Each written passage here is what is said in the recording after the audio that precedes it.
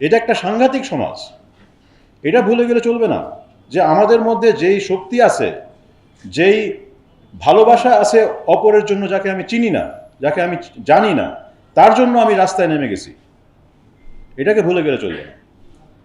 তবে এটার থেকে লাফিয়ে গিয়ে বলা যে এখন আমরা সবাই ঐক্যমত্য হয়ে নতুন সমাজ গড়ব, এইটা একটা একেবারেই অদ্ভুত চিন্তা।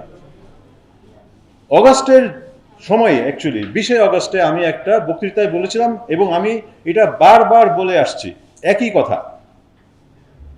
নতুন রাজনৈতিক বন্দোবস্ত কোনো সমঝোতার মাধ্যমে হবে না। কোনো কামরায় বসে সবাইকে এক জায়গায় নিয়ে এসে আপনি একটা চুক্তি স্বাক্ষর করে এটা নতুন বন্দোবস্ত হয় না। কেন হয় না? কারণ যে কোনো সমাজে, শুধু আমাদের সমাজে না, যে কোনো সমাজে আমূল স্বার্থের বিরোধ আছে।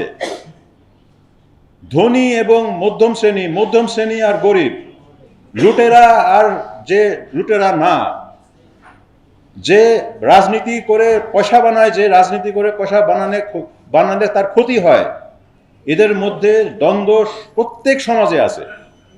আমরা কেন ভাবছিলাম, এই ভুল ধারণা কেন আমাদের মাথায় ঢুকছিল যে যেহেতু আমরা সবাই মিলে একটা ফ্যাসিস্টকে নামাইছি, তার পরের দিন বৈশা আমরা একটা নতুন সমঝোতায় চলে আসব। আমি তখনই বলছিলাম এটা হবে না। এটা করার চেষ্টা করাটাই একটা ভুল ছিল। তার মানে না যে আমরা ব্যর্থ হয়েছি, কিন্তু এই যুদ্ধ এখনো চলবে। রাজনৈতিক দলও কিন্তু একটা সমাজে আস্থা নিয়ে আসতে পারে, এটাও সময় সাপেক্ষ। এটা সব থেকে ভালো দৃষ্টান্ত হচ্ছে চীনের কমিউনিস্ট পার্টি।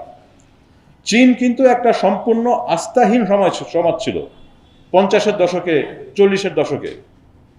ওইখানে মারামারি, কাটাকাটি, গৃহযুদ্ধ হতো। কিন্তু কমিউনিস্ট পার্টি তার নিজের মধ্যে একটা শৃঙ্খলাবদ্ধ দল গঠন করলো, যেখানে দলের মধ্যে কেউ নিয়ম ভাঙার সাহস পাইত না, কারণ দল তাকে শাসন করত। এটাও আর একটা পদ্ধতি। এখন আমাদের এই সব পদ্ধতি ট্রাই করতে হবে। ভালো দল গঠন করতে হবে, যেই দল শৃঙ্খলাবদ্ধ। সমাজ তৈরি করতে হবে, যেই সমাজে অভিভাবকরা তাদের ছেলে মেয়েদের শিখায় যে যেখানে তুমি অন্যায় দেখবা, তোমাকে হয়তো এফেক্ট করে না, কিন্তু তুমি তার বিরুদ্ধে কথা বলবা। আমরা কয়জন যখন দেখি একটা পুলিশ রাস্তায় একটা রিক্সাওয়ালাকে মারতেছে, আমরা কি থাইমায় পুলিশকে বলি যে সে যাই করছে এটা এরকম পিটানি দেওয়ার তো দরকার নাই? আমরা বলি? আমরা বলি না। বলে আমাকে তো পিটাইতেছে না, আমি সব পাস করে চলে যাব।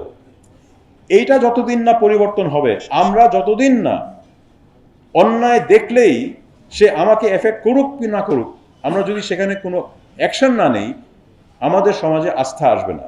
তখন সবাই মনে করবে যে আমার নিজেরটা আমাকে নিজেই ঠিক করতে হবে।